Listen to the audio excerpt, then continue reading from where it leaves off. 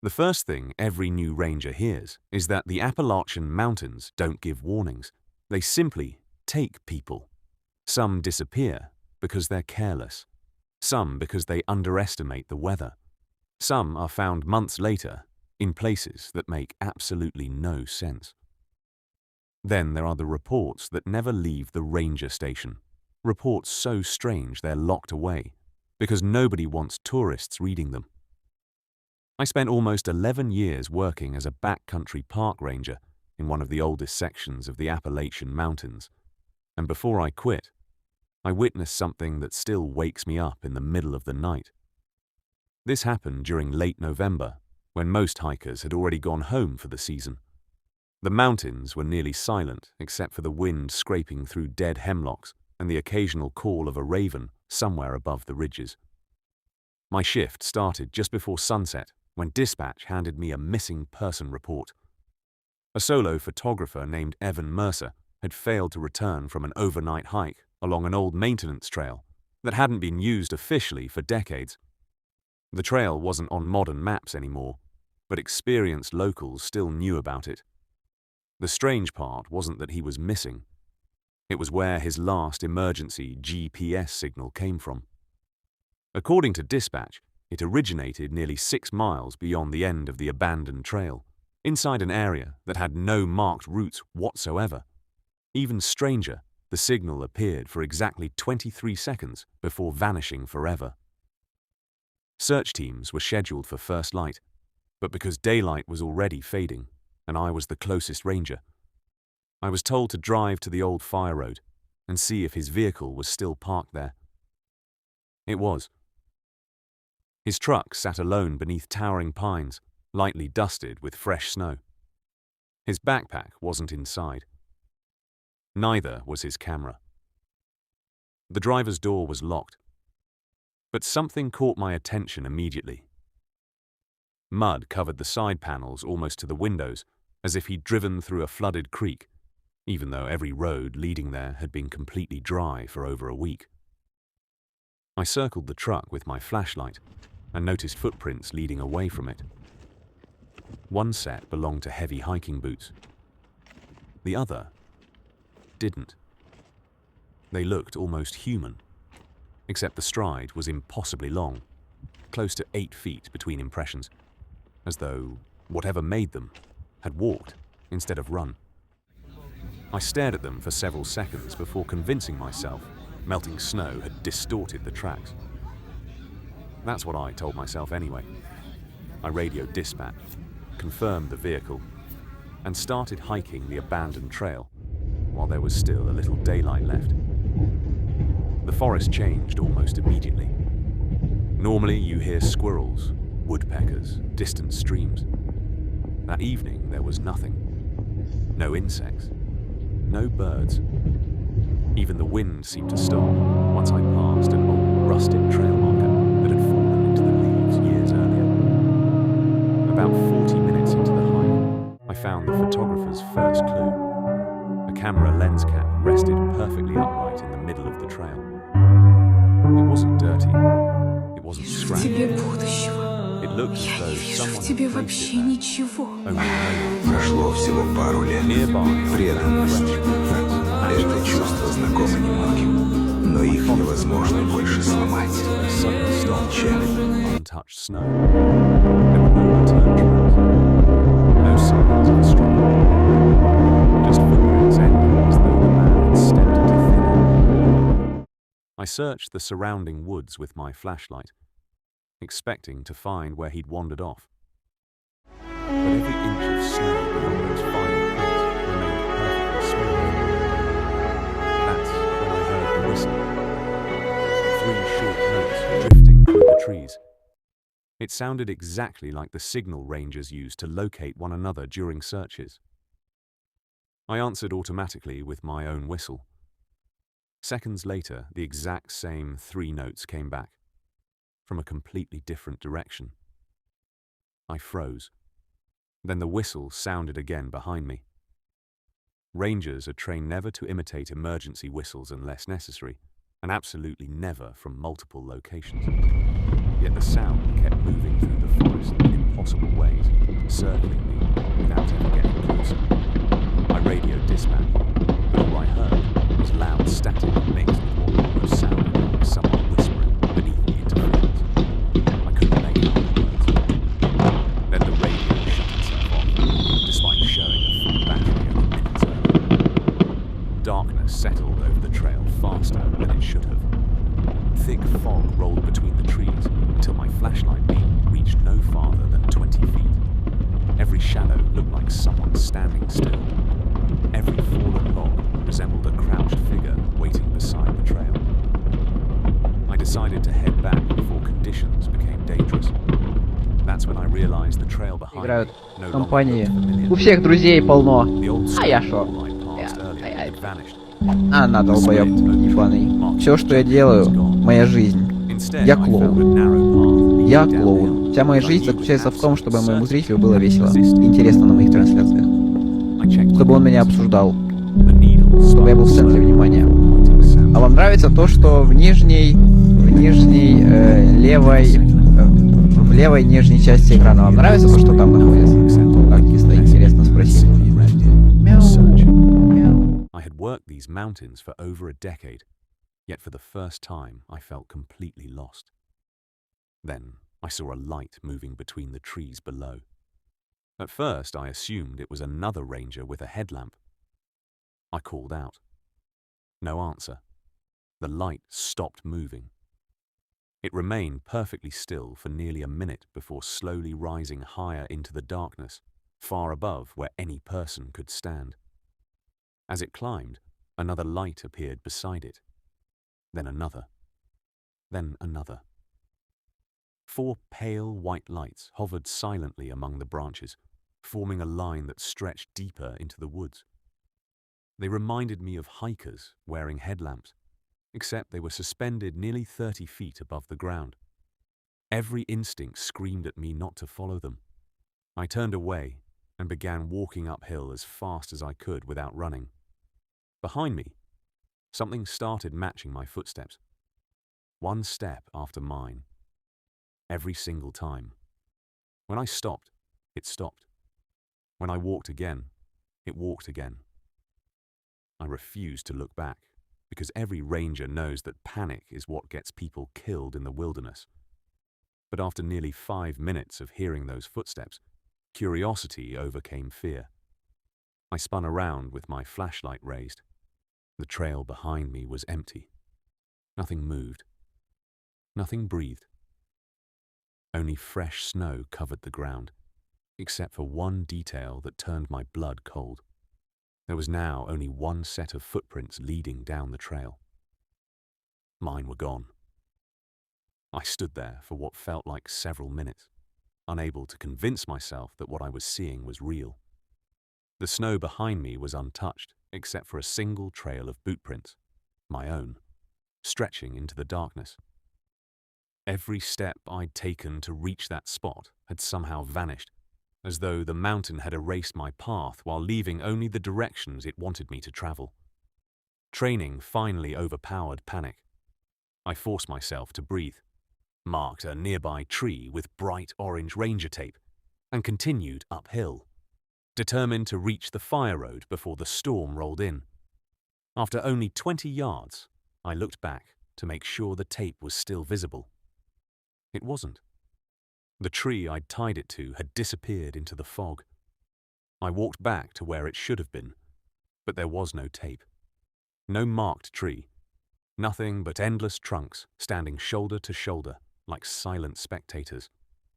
My flashlight flickered once, twice, then dimmed until the beam barely reached 10 feet ahead.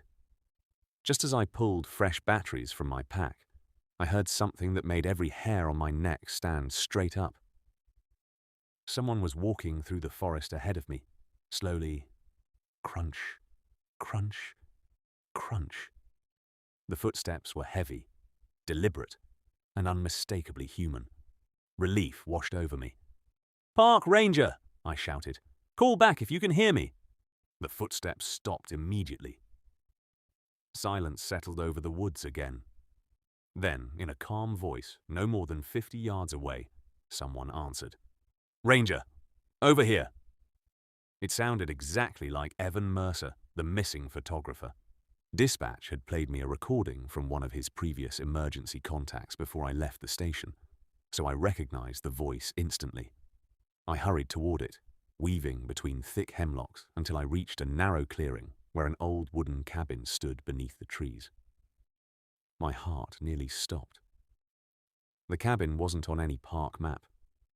In 11 years of patrolling these mountains, I'd never seen it before.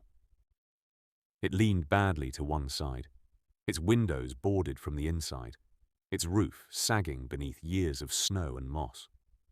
A rusted Forest Service emblem hung crooked beside the door, almost hidden beneath vines. The lettering had faded, but I could still make out the words, District Ranger Cabin 4. The park had only ever listed 3 ranger cabins in this district. Cabin 4 officially didn't exist. The front door stood slightly open. I called out again. No answer. Inside, the air smelled of wet wood, mildew and something older, something like earth that had never seen sunlight. Dust covered nearly every surface except for a narrow path leading toward a stone fireplace. Someone, or something, had walked there recently. On an old table sat a leather-bound Ranger logbook. The cover cracked as I opened it. The first entries were dated 1958. Most described weather reports, wildlife sightings, and trail maintenance. Then the handwriting suddenly changed. The ranger writing the entries became frantic. Entire pages were filled with sentences scratched over one another. Do not answer the whistles. If it calls your name, keep walking. Never follow light after sunset. The trail moves every night. The final completed entry was dated December 3rd, 1959. It read, We've counted 11 missing this year. Search teams keep finding their camps untouched. Boots still by the fire. Food still cooking. No tracks leaving. Whatever lives beyond Hollow Mile doesn't hunt bodies. It hunts directions. Beneath that sentence, someone had written a final warning in large, shaky letters. If Cabin 4 finds you, you're already lost. Before I could read another page, the cabin door slammed shut with such force the entire building shook. Every window rattled. My flashlight went out completely. For several seconds, I stood in absolute darkness. Then I heard breathing. Not outside. Inside the cabin. Slow, deep, patient. It wasn't mine. I snapped on my backup light and swept the beam across the room. Nothing. Empty chairs. Broken shelves. Dust floating through the air. The breathing stopped. I turned toward the fireplace. Hanging above it was an old black and white photograph. 5 park rangers stood shoulder to shoulder in front of Cabin 4 sometime in the late 1950s. Their uniforms matched the old Forest Service style perfectly. I leaned closer, studying each face. 4 of them looked tired but normal. The 5th ranger stood slightly apart from the others. His face had been scratched away so violently that the photograph itself had nearly torn in half. I lowered the picture and noticed something carved into the fireplace stones. Fresh scratches. Not old weathered ones. They read, Don't turn around. My stomach tightened. Behind me, boots scraped softly across the wooden floor. One step, then another. I could hear someone standing only inches behind my back. Warm breath touched the collar of my jacket. Every instinct screamed at me to spin around, but the warning carved into the stone held me frozen. Instead, I slowly raised my flashlight toward the cracked mirror hanging beside the door. What I saw there has never appeared in any official report I ever filed. Reflected in the mirror, directly behind me, stood a park ranger wearing an old uniform from decades ago. His hat covered most of his face, but where his eyes should have been, there was only complete darkness. His smile stretched impossibly wide, reaching almost to his ears. One gloved hand rested gently on my shoulder, yet I felt nothing. He leaned forward until his mouth hovered beside my ear. In a voice that sounded like dry leaves blowing across frozen ground, he whispered, "We've been waiting for someone to take the next shift." The flashlight exploded in my hand, plunging the cabin into darkness once again. I ran. I don't remember opening the door. I don't remember finding the trail. I only remember stumbling into the parking area just before sunrise, covered in mud instead of snow, with blood running from both ears. Search teams returned later that morning with over 30 personnel, drones, tracking dogs, and GPS equipment. They searched the exact coordinates I gave them for Cabin 4. They found nothing. No cabin, no foundation, no photograph, no ranger logbook, not even footprints. Evan Mercer was never found. His camera, however, was discovered 6 months later beside a creek nearly 12 miles away. The memory card contained hundreds of ordinary landscape photos. The final image was taken at 11:47 p.m. It showed Cabin 4 standing in the middle of the forest. 5 rangers were visible on the front porch. 4 stared directly at the camera. The 5th was turned away, looking toward the woods, waiting for someone to arrive. When investigators enlarged the photograph, they identified the 4 faces as park rangers who had disappeared between 1958 and 1984. The 5th face couldn't be identified because it wasn't visible. But I didn't need the report to know who it was. Hanging from that ranger's belt was my name tag. Story 2. Most people think a park ranger's job is rescuing lost hikers, putting out campfires, and reminding tourists not to feed bears. That's the version printed in brochures. The version nobody talks about begins after midnight, when the radio goes quiet. The trail's empty, and certain places in the Appalachian Mountains are avoided, even by the oldest rangers. Every station has one trail nobody volunteers to patrol alone. Ours was called Raven Gap. Officially, it was closed because repeated landslides had made it unsafe. Unofficially, it had been closed because too many experienced hikers walked into those woods and came back convinced the mountain itself was trying to lead them somewhere else. I never believed those stories. I thought exhaustion, darkness, and fear explained everything. That changed during my 8th year as a ranger. On a cold October night, I wish I could erase from my memory.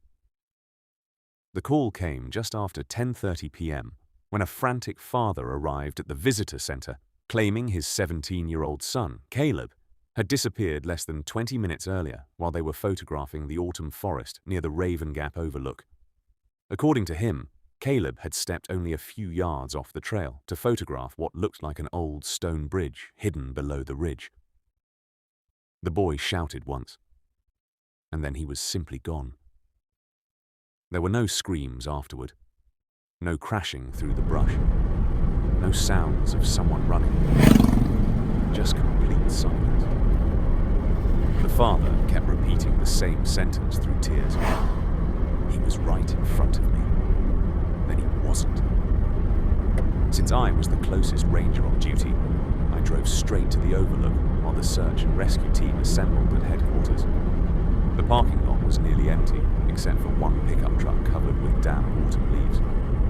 Caleb's father stood beside it, wrapped in a blanket, staring blankly into the trees, as though he expected his son to step back out at any moment. Before leaving the parking area, something unusual caught my attention. Every vehicle in the lot was covered in cold dew except Caleb's truck. Its windshield was perfectly dry, almost warm to the touch, even though the mountain air had already dropped below freezing. I brushed it off as coincidence and entered the trail with my flashlight. The forest swallowed the last traces of moonlight beneath towering hemlocks that had stood there for centuries. About half a mile in, I discovered Caleb's camera tripod lying neatly folded across the middle of the trail. Nearby sat his backpack, with every zipper carefully closed. It looked less like abandoned gear and more like someone had intentionally arranged it there. I called his name several times, but only echoes drifted back through the dark woods. Another 100 yards farther, the trail opened into a narrow ravine, and that's where I saw it.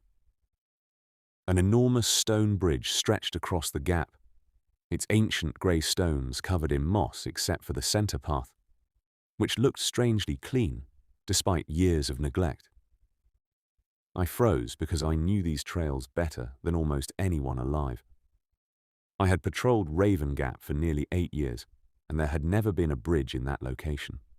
I checked my GPS, but the screen froze before displaying only 2 words: location unknown. Confused, I radioed dispatch. Unit 12 reporting.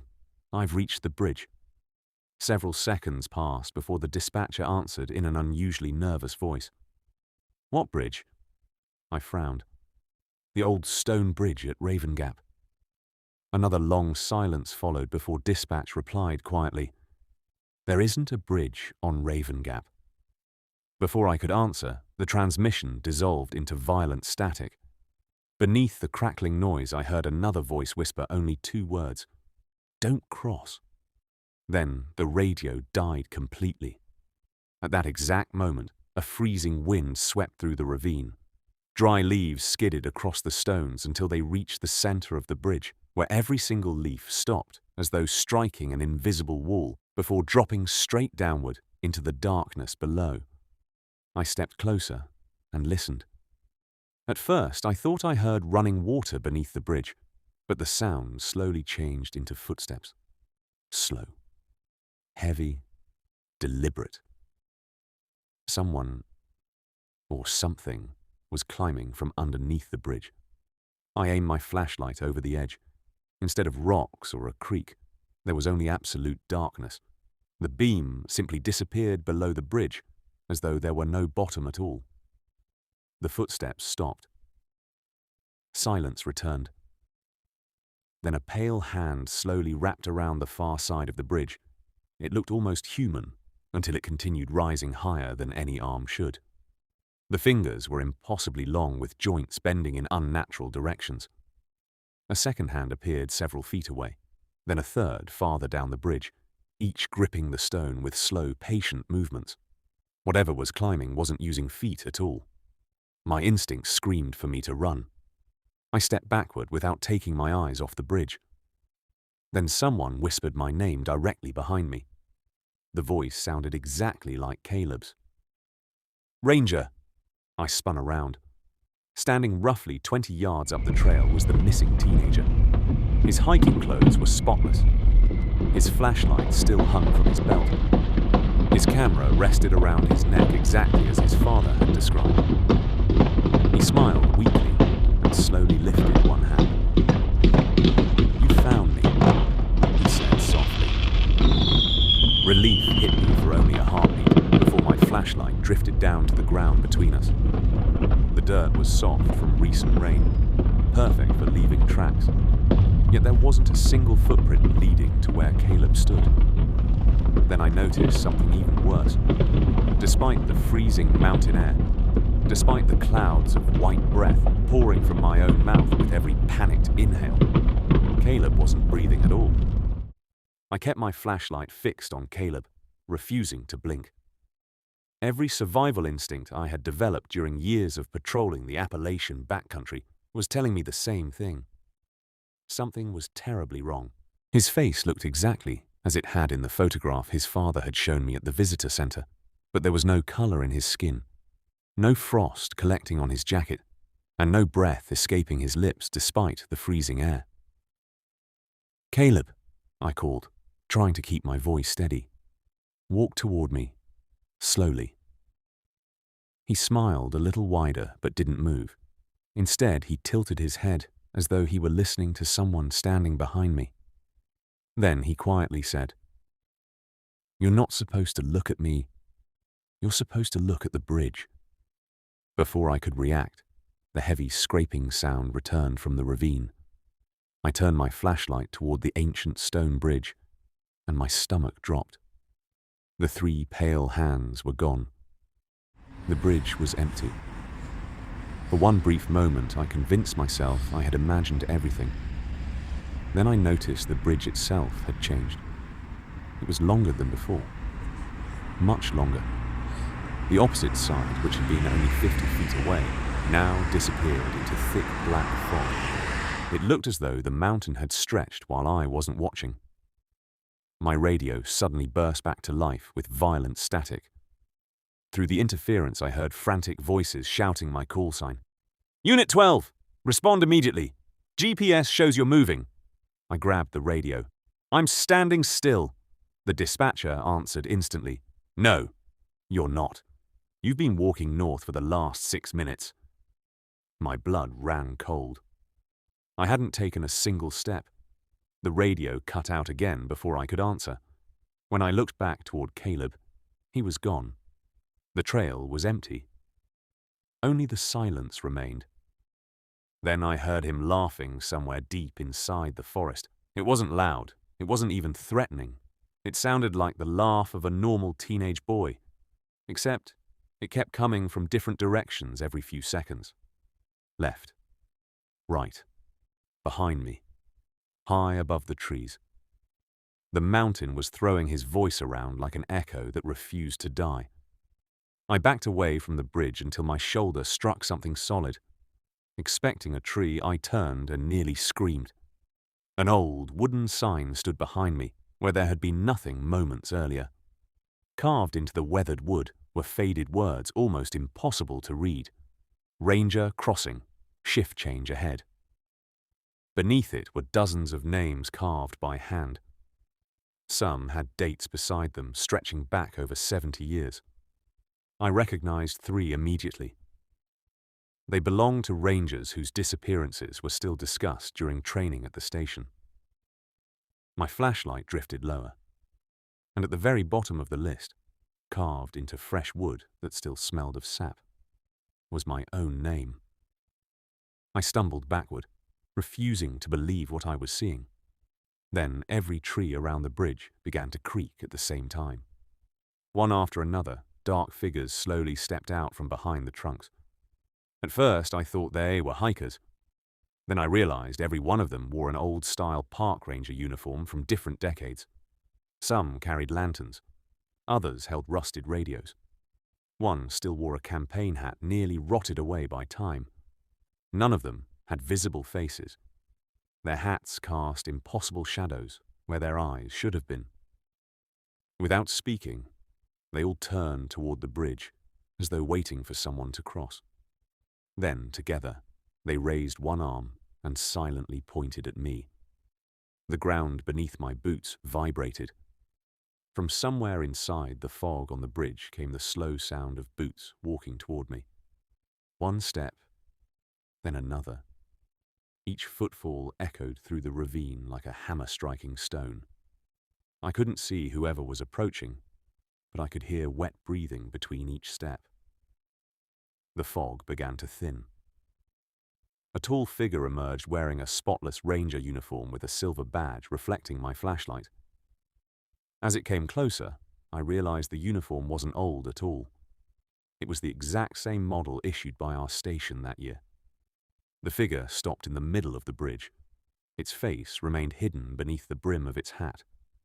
Slowly, it reached up and removed the hat. I expected to see a stranger. Instead, I was staring at myself. Every scar, every wrinkle, even the small burn mark on my left cheek from a wildfire years earlier was there. The only difference was the smile. My double's mouth stretched impossibly wide as it whispered, "Thank you for coming back." Every faceless ranger standing among the trees repeated the sentence in perfect unison. "Thank you for coming back." The mountain erupted with hundreds of voices repeating it over and over until the forest itself seemed alive. I turned and ran without looking behind me. Branches tore at my uniform as I crashed through the darkness, ignoring every trail marker, every compass reading, every scream echoing through the trees.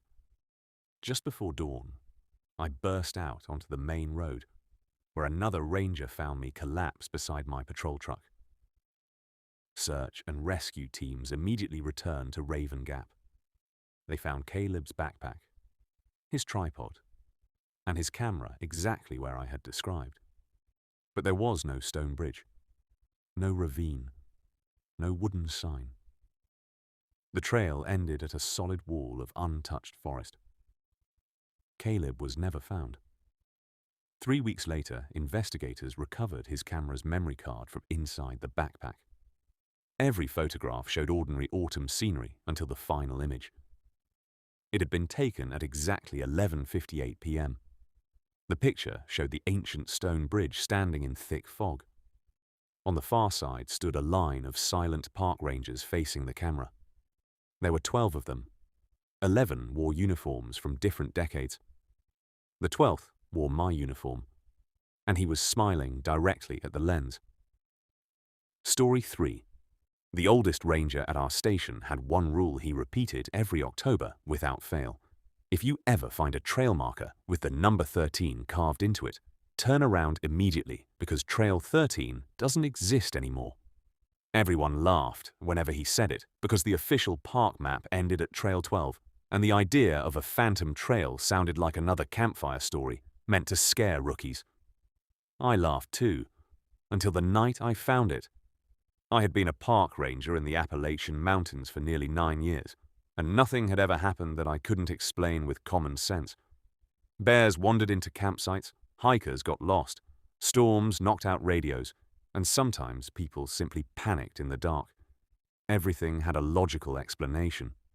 That belief ended on a freezing November evening when dispatch received an emergency satellite beacon from an experienced backpacker named Daniel Ross. His distress signal came from somewhere beyond the northern ridge, but the coordinates made no sense because they pointed to an area where no trail had existed for over 50 years. Search and rescue teams were still over an hour away, so I drove alone to the nearest trailhead before hiking into the mountains under a sky completely hidden by thick clouds. The forest was unnaturally quiet, and even the usual sounds of insects and distant owls had disappeared. About 40 minutes into the hike, I noticed something strange. Every trail marker I passed showed the correct numbers until I reached a weathered wooden post standing beside a dead chestnut tree. Someone had deeply carved the number 13 into its face using a knife. The wood looked old, but the cuts looked fresh, as though they had been made only hours earlier. There was no sign of vandalism anywhere else. Beyond the marker stretched a narrow path I had never seen before, disappearing between towering hemlocks so dense they blocked every trace of moonlight. I checked my GPS, but the screen froze before flashing the words, "Map data unavailable." My compass spun slowly in circles without settling. I radioed dispatch to report the strange trail marker, but all I heard was static followed by a faint voice repeating, "Don't let it count you." Then the transmission ended. Thinking the interference was caused by the mountains, I followed the unfamiliar path, expecting it to reconnect with the official trail.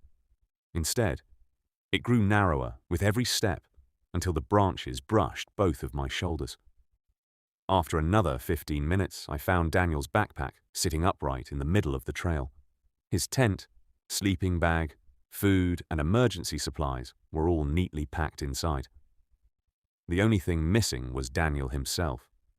There were no signs of a struggle, no blood, no torn clothing, not even footprints leading away from the backpack, despite the damp mud covering the ground.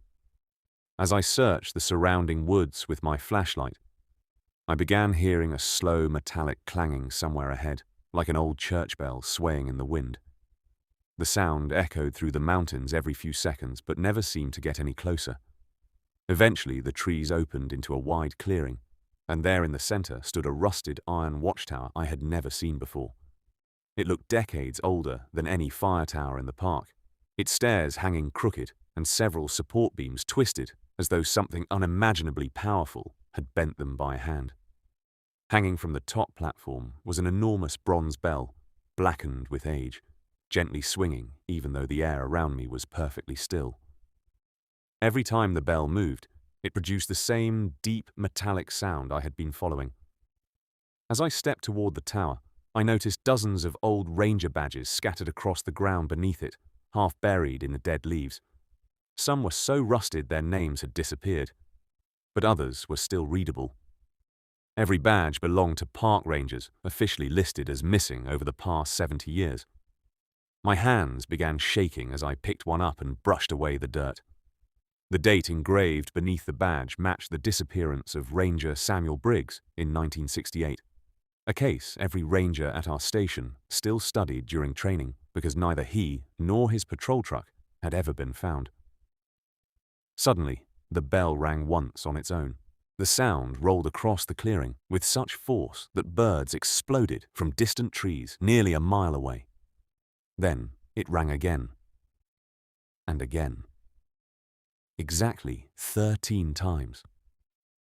The final chime echoed away into complete silence. A cold breeze swept across the clearing, carrying with it the unmistakable sound of boots marching somewhere inside the surrounding forest. One pair became two. Two became five. Five became dozens. They weren't running. They marched in perfect rhythm, slowly circling the clearing just beyond the reach of my flashlight. I turned in every direction, but the trees remained empty. Only the footsteps continued, growing louder with each passing second.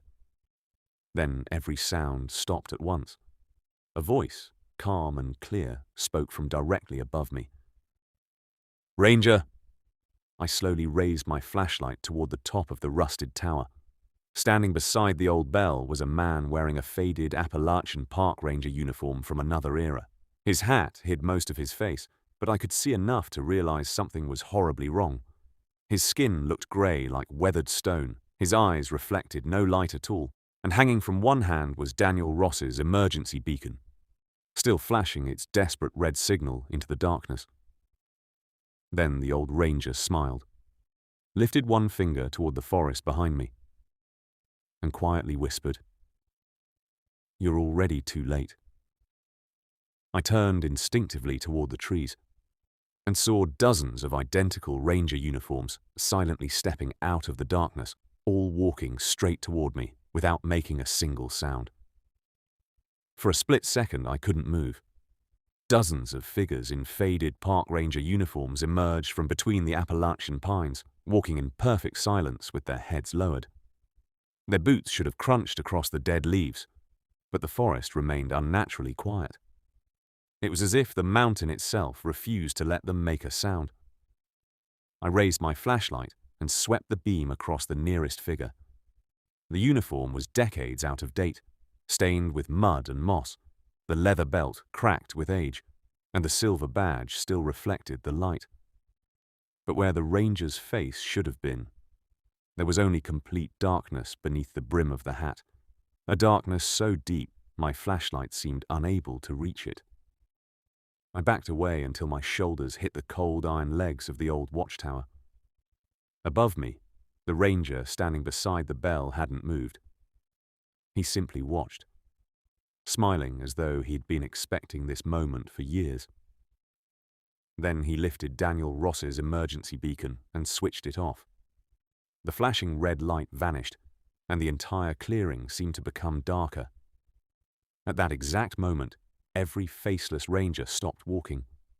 Together, they slowly raised one arm and pointed toward the tower stairs. A deep voice echoed from somewhere high above the trees. "Climb." It wasn't a request. It was a command. Every instinct told me to run into the forest, but another part of me realized the silent figures had already surrounded the clearing. There was nowhere to go except up. Keeping my flashlight fixed on the nearest ranger, I stepped onto the rusted staircase. The old metal groaned beneath my boots. One step, then another, then another. Halfway to the top, I made the mistake of looking down. The clearing was empty. Every faceless ranger had vanished without leaving a single footprint. Only their old badges remained scattered across the ground exactly where they had been standing. When I reached the platform, the smiling ranger was gone as well. The enormous bronze bell hung motionless in front of me. Beside it, rested an ancient leather ledger chained to the railing. Across the cracked cover were burned words I will never forget. The Watcher's Register. My hands shook as I opened it. Every page contained the name of a missing park ranger, followed by a date. Some names were familiar from old case files. Others dated back nearly a century. Every final entry ended with the exact same sentence. Accepted the last watch. I turned another page and froze. Written in fresh black ink at the bottom was my own name. The space beside it where the date should have been was still blank. Suddenly, the bell began to move on its own. Slowly at first, then harder, until it released one deafening chime that rattled every bone in my body. The sound rolled across the mountains, echoing through valleys miles away. Then another chime followed. Between each strike, I began hearing voices drifting through the fog below the tower. They weren't shouting. They were calling my name in calm, familiar tones. One voice sounded exactly like my wife. Another sounded like my younger brother. Then I heard my father, who had died almost 15 years earlier. "We're down here," he called gently. "Just come down." Tears filled my eyes before training snapped me back to reality. My father was dead. Whatever was below the tower wasn't my family. It only knew their voices. I slammed the ledger shut. The bell immediately stopped ringing. The silence that followed was worse than the noise. Then I heard breathing directly behind me. I turned slowly. Standing only a few feet away was Daniel Ross. He looked exhausted, but unharmed. Dirt covered his jacket, and his hiking boots were soaked with mud.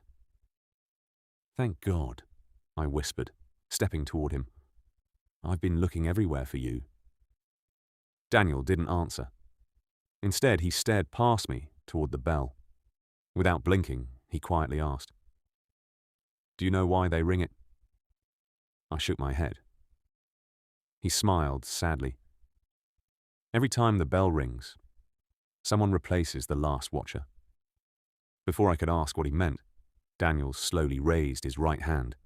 His fingers were grey, cracked, and covered in patches of green moss. Pieces of bark crumbled from beneath his sleeves. His skin wasn't skin anymore. It looked like weathered wood. His eyes became completely black as he whispered, "I rang it because I wanted to go home." A violent force slammed into my chest, throwing me backward against the railing. The ancient iron snapped beneath my weight, and I fell from the tower. I expected to hit the ground, but instead I crashed into thick brush beside the official hiking trail. Morning sunlight streamed through the trees. Search and rescue personnel were surrounding me, asking if I was injured. They insisted they had found me unconscious beside the trail, less than half a mile from the parking lot. There was no watchtower, no clearing, no bronze bell, no scattered ranger badges. Daniel Ross was never found despite 12 days of searching. His case remains unsolved. I tried to convince myself the entire night had been the result of exhaustion until 3 months later, when the station received an anonymous package with no return address. Inside was an old silver park ranger badge covered in rust. Engraved on the back were 6 words that made me resign the very same day. "Your watch begins next October. Ranger." Story 4. The Appalachian Mountains have hundreds of abandoned ranger cabins, but there is one cabin that doesn't appear on any official map, because, according to every superintendent who has worked this district, it burned to the ground in 1976. The strange thing is that every few years, usually during the first snowfall of winter, someone calls the ranger station claiming they can see smoke rising from its chimney.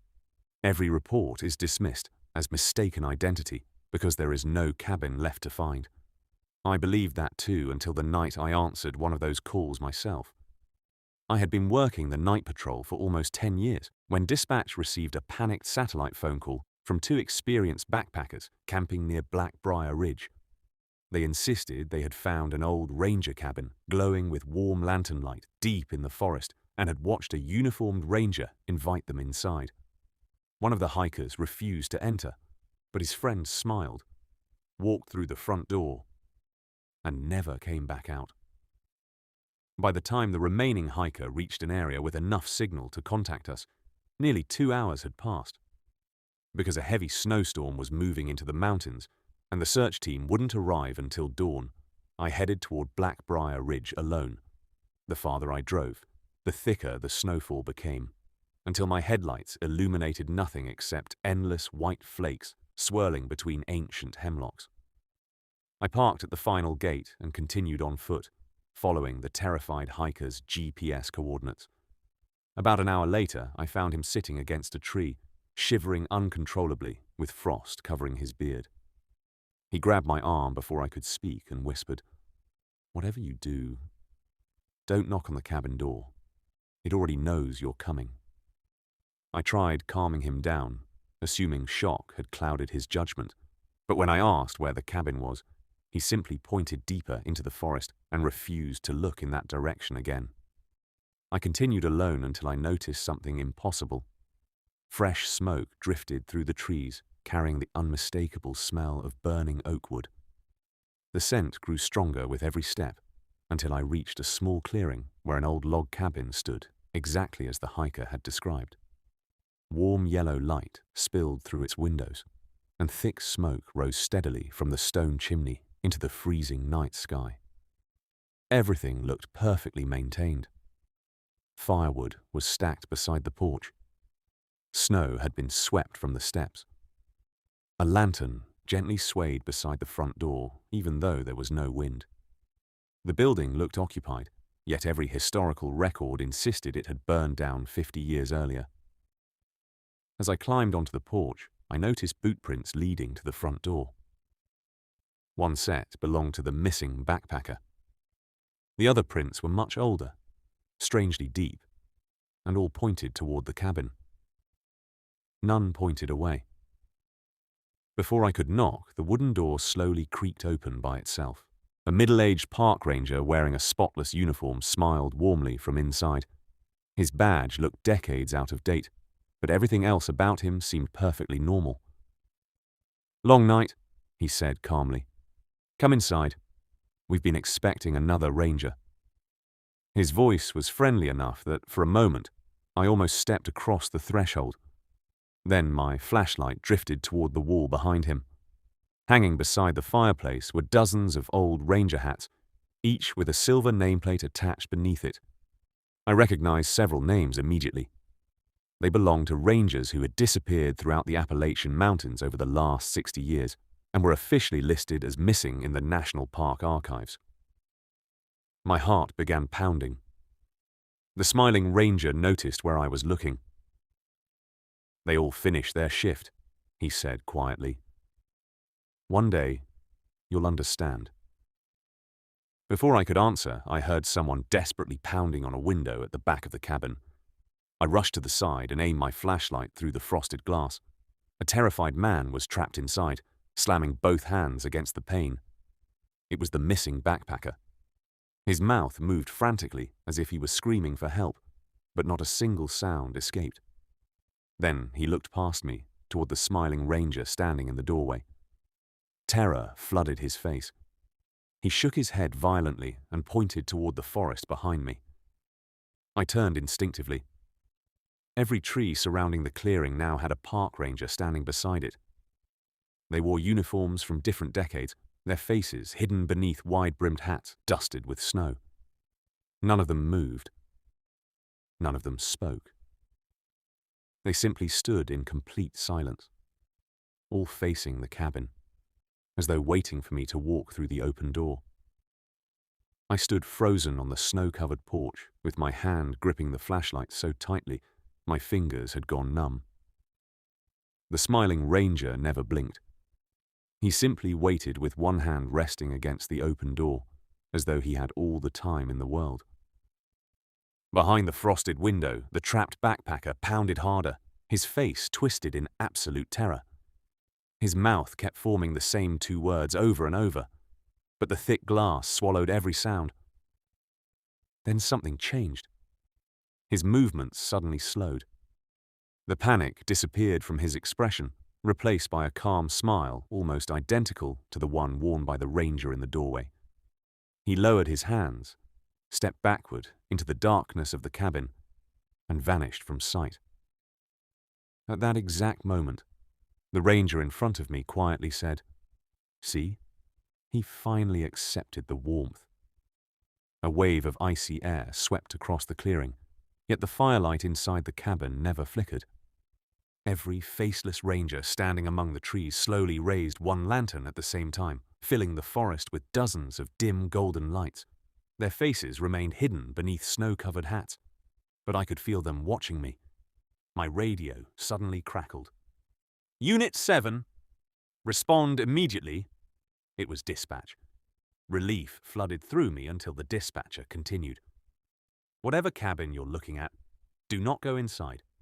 That location burned down on December 18th, 1976. No ranger survived the fire." Before I could answer, another voice interrupted the transmission. Calm, friendly, familiar. It sounded exactly like my own voice. "Dispatch is too late," it said. "I'm already home." The radio went silent forever. I slowly backed away from the porch, refusing to take my eyes off the smiling ranger. He sighed almost sadly and stepped aside, revealing the inside of the cabin more clearly than before. What I saw made my knees nearly give out. There wasn't a living room. There wasn't a fireplace. The entire interior was blackened by fire. Burned walls leaned inward, charred beams hung from the ceiling, and the floor was covered with thick grey ash. The warm cabin I had been looking at moments earlier had vanished like an illusion. Standing silently inside the burned ruins were dozens of park rangers from different generations, their uniforms scorched, their badges melted into twisted pieces of metal. Some were missing hands. Others had burned faces so badly they were almost impossible to recognize. Yet every one of them wore the exact same peaceful smile. Together they whispered, "Come in. It's cold outside." I turned and ran into the forest without thinking. Snow whipped through the trees as branches tore at my jacket. Behind me, I heard the cabin door slam shut, followed immediately by the sound of heavy boots walking through the snow. Not one pair. Dozens. They weren't chasing me. They were simply walking at the exact same pace, no matter how fast I ran, as though they already knew escape was impossible. After what felt like hours, I burst onto the main trail, just as dawn began to break over the mountains. 2 search and rescue teams found me wandering along the road, barely able to speak. They searched the exact coordinates where I claimed the cabin stood. There was no building. Only a circle of blackened stones buried beneath decades of leaves. Investigators confirmed an old ranger cabin had indeed burned there in 1976, after a mysterious overnight fire claimed the lives of every ranger assigned to it. The official report blamed faulty heating equipment, but no bodies had ever been recovered from the ashes. The missing backpacker was never found. His name was added to the park's list of unsolved disappearances. I resigned from the ranger service 3 weeks later and tried to forget that night. Then, exactly 1 year afterward, on the first snowfall of winter, I received an envelope with no return address. Inside was a single photograph taken from deep within the forest. It showed the old cabin standing exactly as I remembered it, warm light glowing through every window. On the porch stood all the missing rangers, shoulder to shoulder, smiling at the camera. At the center of the group stood the backpacker who had disappeared that night. He looked perfectly healthy. Hanging beside the front door was one more ranger hat than before. Sewn neatly into the front of it, in silver thread, was my name. At the bottom of the photograph, someone had written a single sentence in faded ink. "Your cabin is ready whenever your next shift begins." Story 5. Every ranger who spends enough years in the Appalachian Mountains eventually hears the story of the Midnight Logbook. According to old Forest Service rumors, somewhere beyond the official trail system, there is a forgotten ranger station that no longer exists on any map. The building was supposedly abandoned after a series of unexplained disappearances in the early 1960s, yet every few years a lone ranger claims to find it still standing exactly where it shouldn't be. They all tell the same story. Inside the station sits an old leather logbook. If you open it after midnight, the final page will already contain the name of the next person the mountain intends to keep forever. I laughed the first time I heard that story. After nearly 12 years as an Appalachian Park Ranger, I believed every missing person case had a logical explanation, until one freezing December night proved me wrong. It started with a distress call from a veteran wildlife photographer named Lisa Carter, who radioed that she had become lost while tracking a family of elk near an abandoned fire road. Her transmission lasted only 15 seconds before dissolving into static, but one sentence stood out clearly. I found the ranger station, but nobody inside has a face. Dispatch traced the signal to an area nearly 8 miles beyond the nearest marked trail, a place so remote that even experienced rangers rarely entered during winter. With a snowstorm closing in and search teams still hours away, I headed into the mountains alone. The forest was strangely quiet, the kind of silence that makes every footstep sound louder than it should. Fresh snow covered the ground, yet after nearly an hour of hiking, I realized I hadn't seen a single animal track. No deer, no foxes, not even birds. It was as though every living creature had abandoned that section of the mountain. My flashlight caught something nailed to a pine tree ahead. It was an old wooden sign barely hanging from one rusted nail. The faded letters read, "Ranger Station, 1 mile." I frowned immediately because there hadn't been a ranger station anywhere near that valley for more than 50 years. Curious, I followed the narrow path until warm yellow light appeared through the trees. Sitting alone in the middle of the snow was a small log ranger station with smoke drifting lazily from its chimney. The building looked perfectly maintained despite the surrounding forest, showing no signs that anyone had visited for decades. A single lantern burned beside the front door. Fresh boot prints led up to the porch. None came back down. I climbed the wooden steps and knocked twice. The door slowly opened by itself. Inside, a fire crackled in the stone fireplace, filling the room with comforting warmth. Old maps covered the walls. Ranger equipment sat neatly arranged on wooden shelves, as though someone had just finished their shift. Yet the room was completely empty. "Lisa," I called. No answer. Then I heard soft footsteps upstairs. They stopped the moment I spoke. On a desk near the fireplace rested an enormous leather-bound logbook covered in dust. The title, burned into the cover, simply read, "Night Watch Records." Against my better judgment, I opened it. The first pages contained ordinary patrol reports from decades earlier. Weather conditions, wildlife sightings, trail maintenance. Then the handwriting changed. The entries became shorter, stranger, desperate. Do not answer voices after midnight. Never look out the upstairs window. If someone knocks, count the footsteps before opening the door. The final completed page was dated December 14th, 1963. It read only one sentence. "We finally realized the station isn't protecting the mountain. It's protecting everyone else from whatever climbs out after dark." As I turned the page, my blood froze. The final sheet wasn't blank. Written in fresh black ink was today's date. Beneath it appeared one name. Mine. Before I could step away from the desk, the old grandfather clock in the corner began striking midnight. 1, 2, 3.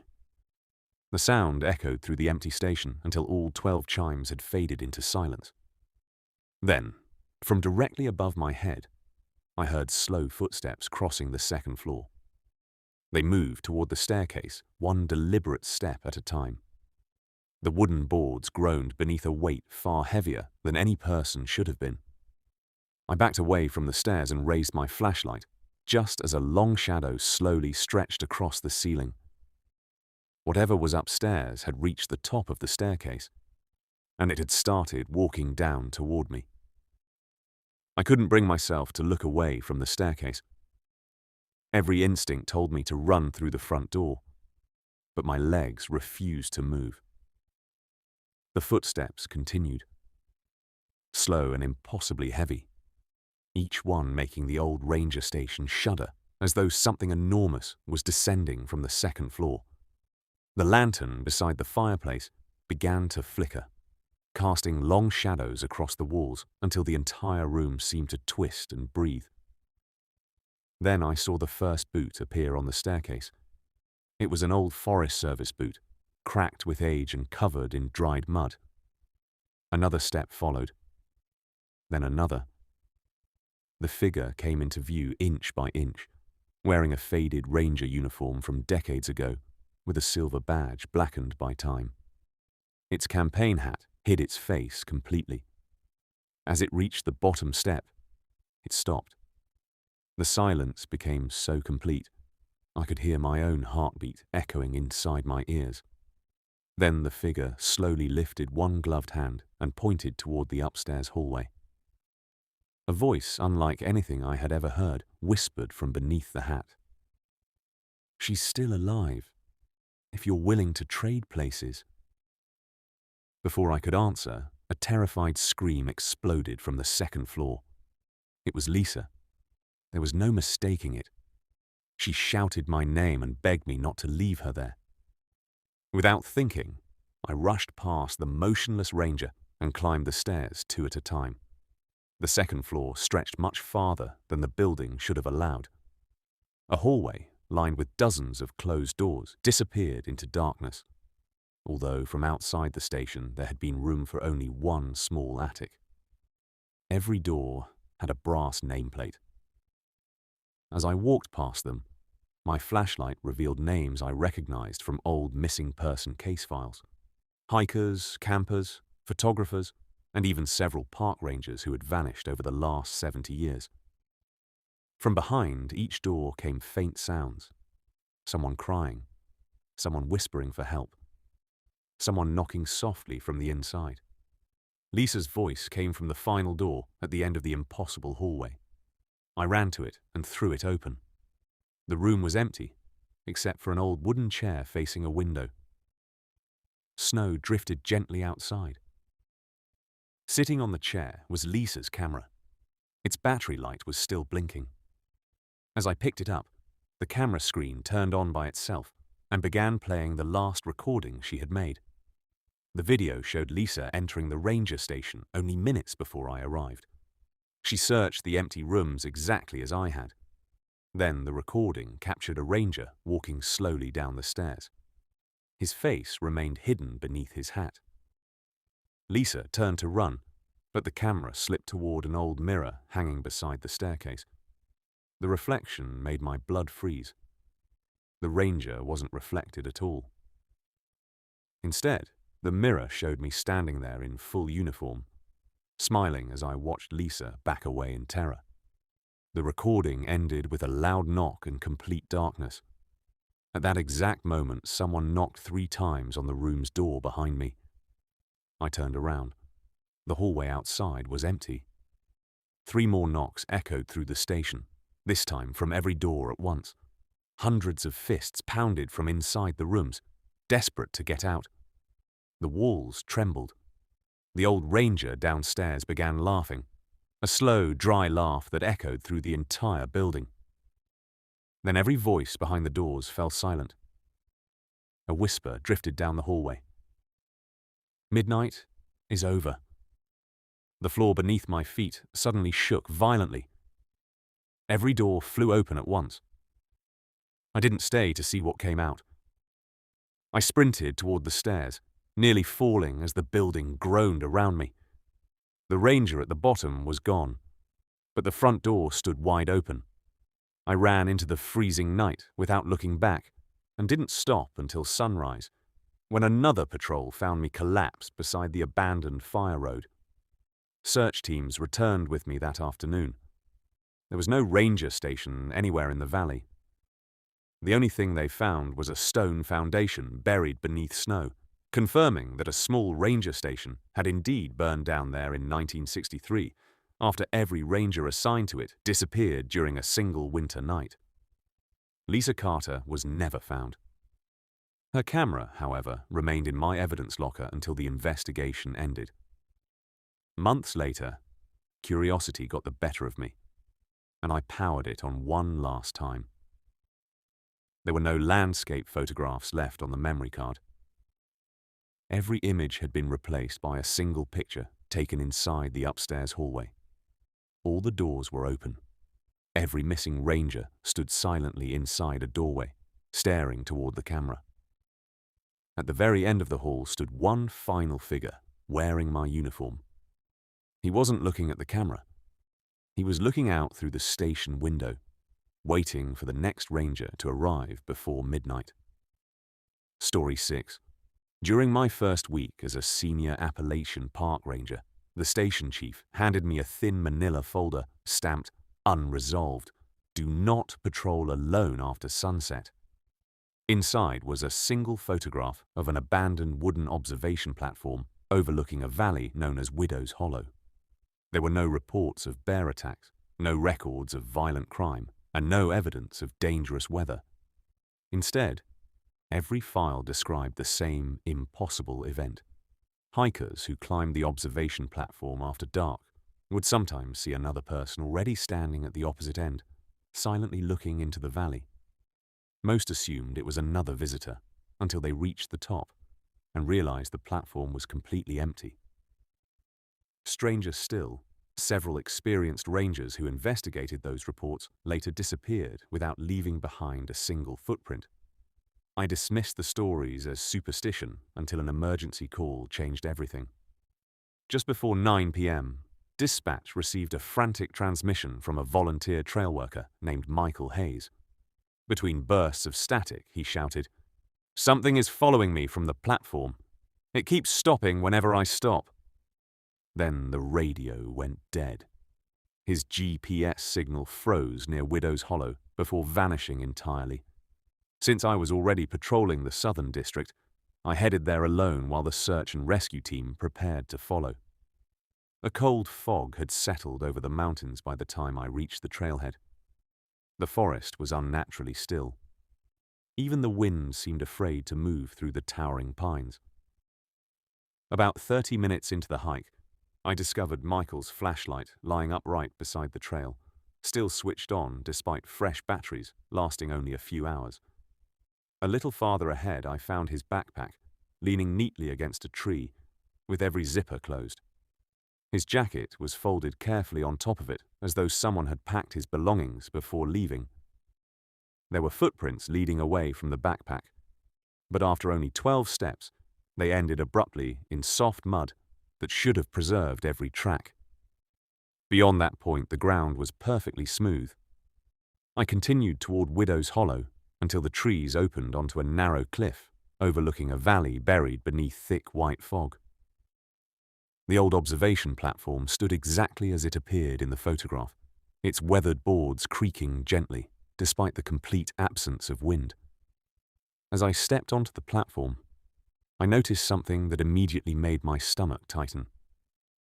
There was another person standing at the far railing with both hands resting on the weathered wood, quietly staring into the fog below.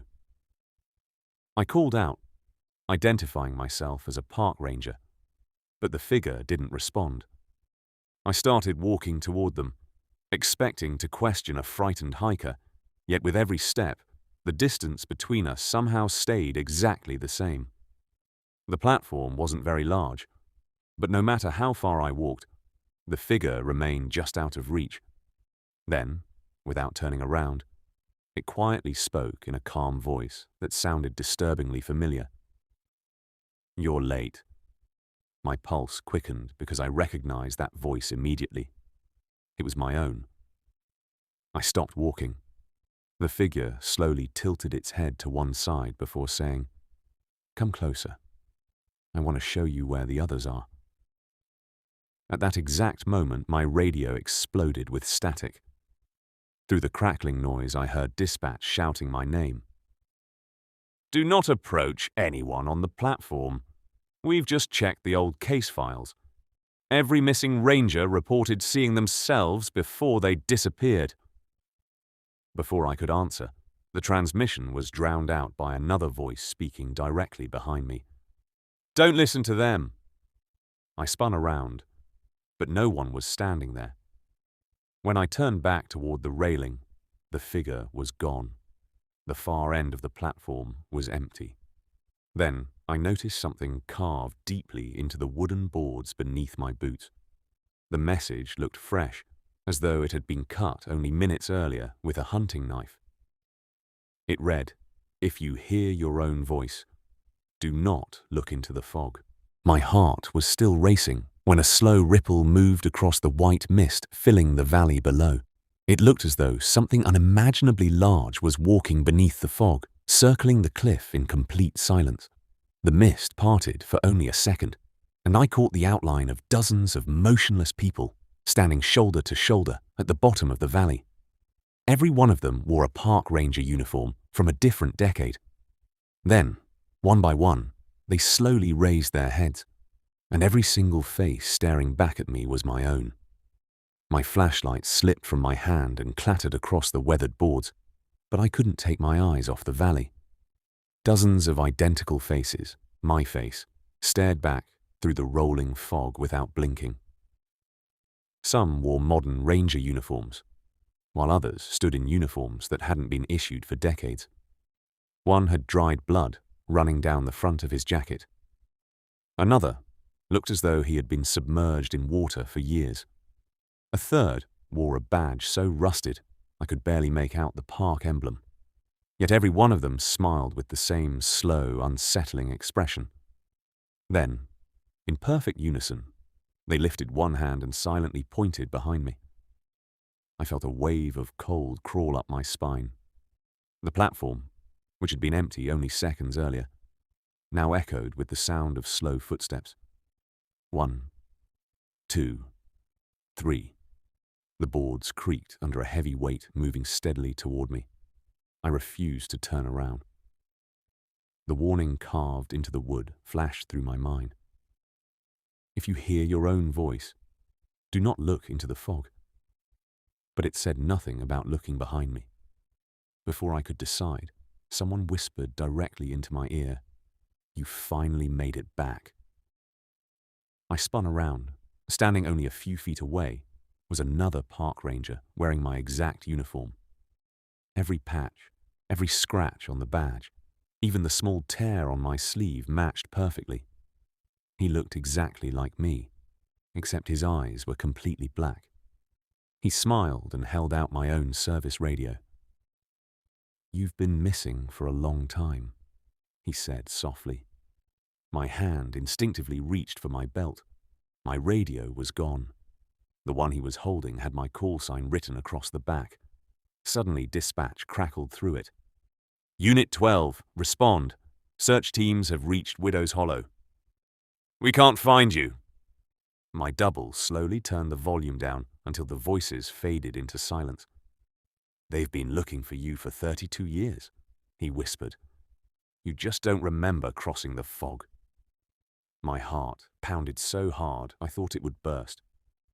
"That's impossible," I said. "I came here tonight." He only smiled wider. "That's what every ranger says." Behind him, the fog in the valley began climbing the cliff instead of drifting with the wind. It rolled over the railing like living smoke, silently covering the platform. As it reached my boots, I heard hundreds of voices whispering my name from inside the mist. Then shapes began forming within it. Faces, hands, entire figures wearing old ranger uniforms stepped out of the fog one after another. I recognized several from missing person files I'd studied during training. Rangers who had disappeared in 1974, 1989, 1997, 2008. They surrounded the platform in complete silence, never taking their eyes off me. My double stepped aside and pointed toward the far end of the platform, where a narrow staircase descended into the valley. I stared in disbelief. That staircase hadn't existed when I arrived. At the bottom stood Michael Hayes, the missing volunteer trail worker. He looked pale and exhausted, but he was alive. He looked up at me with tears in his eyes and shouted, "Don't come down. It only lets one person leave." Before I could answer, the fog swallowed him completely. My double sighed. He said the same thing when he replaced the last one. Every ranger surrounding the platform suddenly removed their hats. None of them had faces anymore, only smooth, featureless skin stretched across where their eyes and mouths should have been. At that moment, instinct took over. I grabbed my flashlight, pushed past my double, and sprinted toward the trail. The footsteps behind me multiplied instantly.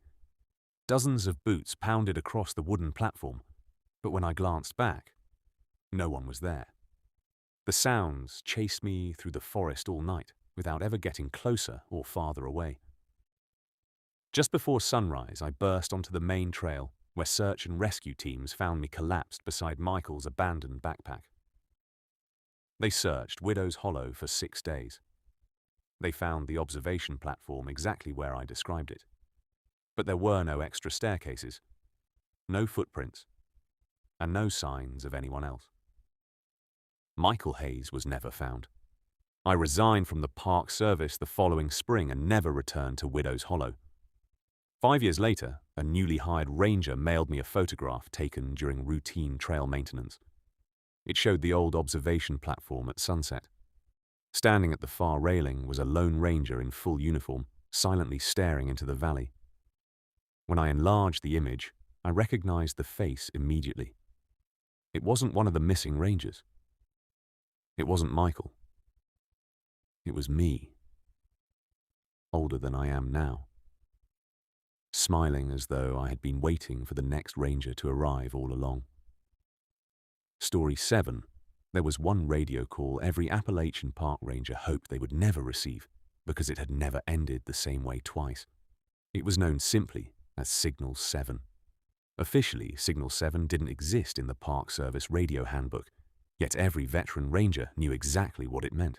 If dispatch ever heard a transmission from Ranger Tower 3 after midnight, no matter what the voice said, no one was supposed to answer.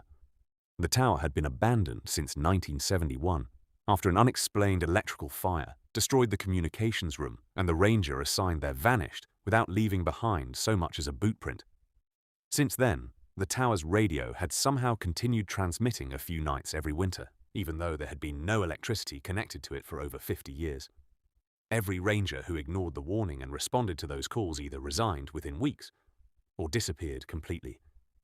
I always believed those stories were exaggerated until one brutally cold January night when I was the only ranger on patrol. At exactly 12:17 a.m., my radio suddenly crackled to life with a burst of static so loud it nearly made me drop it. Then a calm voice spoke through the interference. "Tower 3, to any available ranger. I've got a lost child up here. Please respond."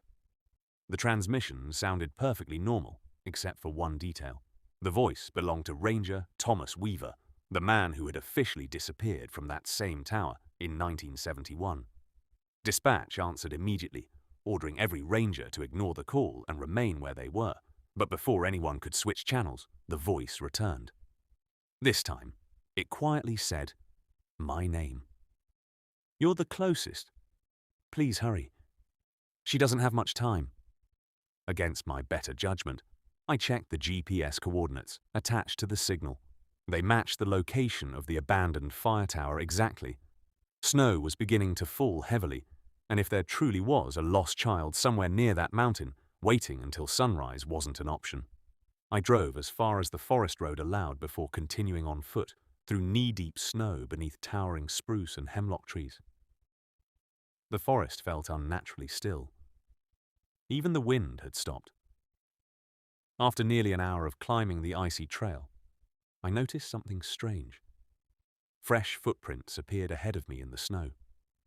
They were small, no larger than those of an 8-year-old child, and they led directly toward the abandoned tower. Relieved, I followed them, calling out repeatedly, but no voice answered. Halfway up the ridge, the track suddenly stopped in the middle of untouched snow. There were no return footprints, no signs that the child had stepped off the trail, and no evidence of an animal attack. It looked as though whoever made them had simply vanished into the freezing air. As I stood there trying to make sense of it, the old fire tower slowly emerged through the falling snow. It rose above the trees exactly where it should have been, but something was terribly wrong. Every window at the top glowed with warm yellow light, and the radio antenna gently swayed despite the complete absence of wind. Historical photographs clearly showed the tower had lost its upper cabin in the 1971 fire, yet the structure standing before me looked brand new. A thin trail of smoke curled upward from a metal chimney that had supposedly collapsed decades earlier. My radio crackled again. "You're almost here," the same calm voice whispered. "She's waiting by the stairs." I reached the base of the tower and froze. Sitting on the bottom step was a little girl wearing an old red winter coat. Her head was lowered, and long dark hair covered her face. Snow had gathered on her shoulders, but she wasn't shivering. "Sweetheart," I called gently. "I'm a park ranger. Are you hurt?" She slowly lifted one hand and pointed toward the staircase leading to the top of the tower. Without raising her head, she spoke in a tiny voice that barely carried through the snow. "He's lonely. He needs another ranger to answer the radio." At that exact moment, every light inside the tower went out. The mountain fell into complete darkness. Then, from somewhere high above me, in the abandoned communications room, an old emergency radio began transmitting by itself. Through the static came dozens of overlapping voices, missing hikers, campers, children, and park rangers, all repeating the same chilling sentence over and over. "Please, come up. We're almost off duty." Then something heavy began climbing down the metal staircase from the top of the tower, one slow step at a time, while the little girl at the bottom quietly whispered, without ever looking up, "Don't let it see your face." I lowered my flashlight immediately, remembering the little girl's warning. The metal staircase groaned beneath the weight of something impossibly heavy descending from the communications room. Every slow footstep echoed across the silent mountain, yet I still couldn't see whoever, or whatever, was coming down through the darkness. The little girl remained perfectly still at the bottom of the tower, her head lowered, snow collecting on her red coat without melting. Then she quietly whispered again, "It's looking for someone who will answer the next call." My radio suddenly burst to life with violent static before dispatch's frantic voice broke through. "Unit 9, listen carefully. Leave the tower now. We've checked the archives. Nobody has ever returned after climbing those stairs." Before I could answer, another transmission interrupted them. It was my own voice. Calm. Clear. "Dispatch. This is Unit 9. Everything's fine. I found the child. I'm staying at Tower 3 tonight." My blood turned to ice. I hadn't spoken those words. Dispatch screamed my name through the radio, but the signal disappeared beneath a chorus of overlapping voices, repeating the same sentence over and over. "Shift change. Shift change. Shift change." The footsteps stopped halfway down the staircase. A shadow stretched across the snow, growing longer than the tower itself. Slowly, a pair of old ranger boots appeared above me, followed by faded green uniform pants and a weathered service belt holding a rusted flashlight. The figure continued descending until it reached the final step. It wore an Appalachian Park Ranger uniform from another era, blackened by smoke and age. Its campaign hat hid its face completely. Then it lifted one gloved hand and pointed toward the communications room at the top of the tower. "Your radio is waiting," it whispered in a voice that sounded like hundreds of people speaking at once. I took one step backward. The little girl suddenly grabbed my sleeve with an ice-cold hand. "Don't look at him," she whispered. "He doesn't have a face anymore." Before I could react, the ranger slowly removed his hat. I kept my eyes lowered, but I caught enough of the reflection in the snow to see that beneath the hat there wasn't a face at all. Only endless darkness where a human head should have been. The darkness seemed to move, twisting like thick smoke, and from somewhere inside it came dozens of desperate voices begging for help. I realized they weren't coming from the radio. They were coming from inside the thing standing in front of me. Then the tower radio crackled again. This time it wasn't calling for a ranger. It was reading names, one after another. Every missing ranger, hiker, camper, and child who had disappeared in that district since 1971. When it reached the final name, the voice paused before quietly saying mine. The little girl squeezed my arm harder. "Run now." I didn't hesitate. I turned and sprinted into the forest as snow whipped through the trees. Behind me, I heard the metal staircase shaking violently as something enormous came down after me.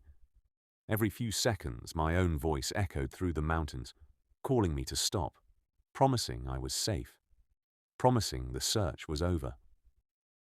I never looked back. Just before dawn, I stumbled onto the forest road, where another patrol found me wandering through the snow, barely able to speak. Search teams immediately climbed to Tower 3. They found the old structure exactly where I had described it. But there was no electricity, no fresh footprints, and no little girl.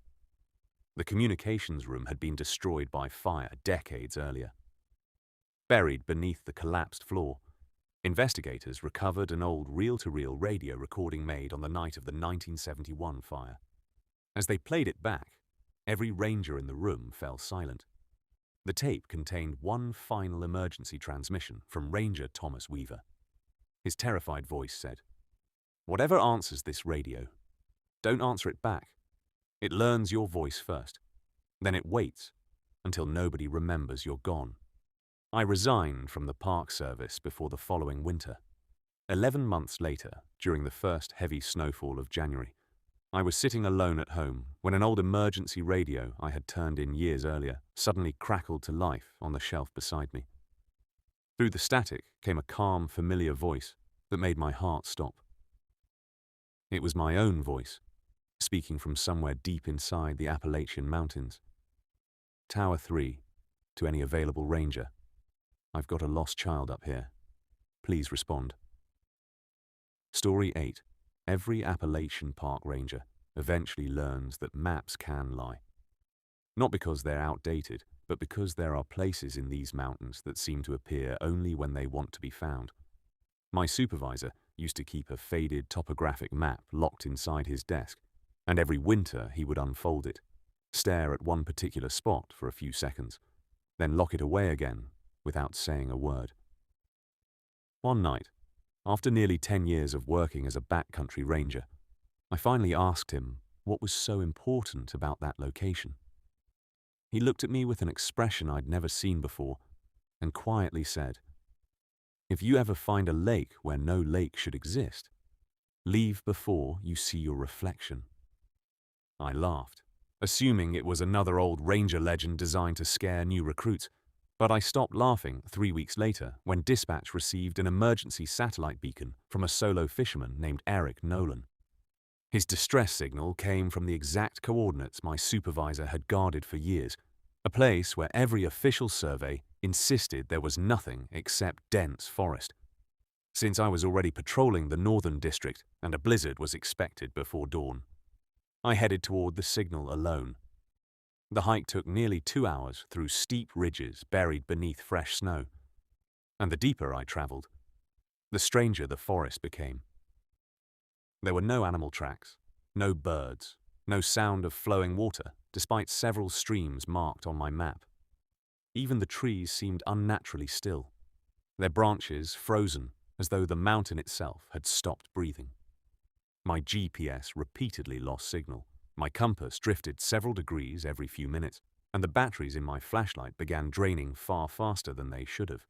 Then the trees suddenly opened into a clearing that shouldn't have existed, Before me stretched a perfectly still lake, reflecting the moonlight like polished black glass. It was enormous, easily half a mile across, yet I knew with absolute certainty there had never been a lake anywhere near those coordinates. No wind disturbed its surface, no snow floated upon it. The water was so unnaturally calm that it reflected every tree with impossible clarity. On the frozen shoreline sat a small aluminum fishing boat, tied to an old wooden dock. Eric Nolan's truck keys lay neatly beside a tackle box, but there was no sign of Eric himself. I searched the dock with my flashlight and found only a single set of boot prints leading into the boat. There were no prints returning to shore. The boat still floated gently against the dock, untouched, as though no one had ever untied it. Then my radio crackled. Instead of dispatch, I heard a calm voice whisper, "Don't look into the water." Before I could answer, the transmission ended. Thinking it was interference, I stepped closer to the edge of the dock and aimed my flashlight across the lake. The beam traveled farther than it should have before disappearing into the darkness. That's when I noticed another boat drifting silently near the center of the lake. Someone sat inside wearing an old Appalachian Park Ranger uniform with a wide-brimmed campaign hat pulled low over their face. The figure wasn't rowing. The boat simply glided across the perfectly still water without creating a single ripple. I called out several times, identifying myself, but the ranger never acknowledged me. Instead, the boat slowly turned until it faced the dock. My flashlight reflected off the silver badge on the figure's chest, revealing a ranger identification number that hadn't been issued since the early 1950s. The boat began drifting toward me without anyone touching the oars. As it came closer, I realized something impossible. The water around the boat reflected the surrounding trees, the moon, and the stars. But it did not reflect the ranger sitting inside it. My pulse quickened. I stepped backward from the edge of the dock just as the boat stopped only a few feet away. The ranger slowly lifted one gloved hand and pointed toward the surface of the lake. Against every instinct, my eyes followed the gesture. I looked down into the black water beneath the dock and saw my own reflection staring back at me. The only problem was that I wasn't looking down. My reflection was. Then, with a slow smile that never appeared on my own face, it quietly raised one finger to its lips, signaling me to stay silent, while something beneath the surface began swimming upward toward it. I stumbled backwards so fast that the old wooden dock groaned beneath my boots, but I couldn't tear my eyes away from the water. My reflection continued staring upward, even though I had already stepped away from the edge. Then it smiled wider than any human face should, and slowly pointed beneath itself. The lake remained perfectly still for another few seconds before a massive shadow began rising from the darkness below. There were no ripples, no bubbles, just a shape growing larger beneath the black surface until it blocked the moonlight reflected in the water. My radio exploded with static. Through the interference, dispatch shouted my name. "Leave the shoreline immediately! We found something in the old archives." The signal cut in and out, but I managed to hear one sentence before it disappeared forever. There was never a lake there, only a valley. My heart nearly stopped. I looked across the endless water again, trying to make sense of what they had said. A valley, not a lake. Then the ranger sitting in the drifting boat slowly stood. His movements were stiff, almost mechanical. He removed his campaign hat, and beneath it was nothing but smooth grey skin. No eyes, no nose, no mouth. Just a featureless face reflecting the pale moonlight. He stretched one arm toward me, and the empty boat began gliding silently to the dock without anyone rowing. Behind it, the enormous shadow beneath the water continued rising. Suddenly the surface of the lake cracked, not with ice, but with hundreds of long black lines spreading outward like shattered glass. Through those cracks, pale hands began reaching upward from beneath the water. Dozens, then hundreds, each wearing old ranger gloves, hiking jackets, or torn camping clothes. They clawed desperately toward the surface without making a sound. Some still clutched rusted flashlights. Others held broken compasses or backpacks. One hand slowly rose, holding a fishing license. The name printed on it was Eric Nolan. Before I could process what I was seeing, a terrified scream echoed across the lake. I turned toward the drifting boat. Eric was standing there now instead of the faceless ranger. His clothes were soaked, his skin pale as snow, and his eyes were wide with terror.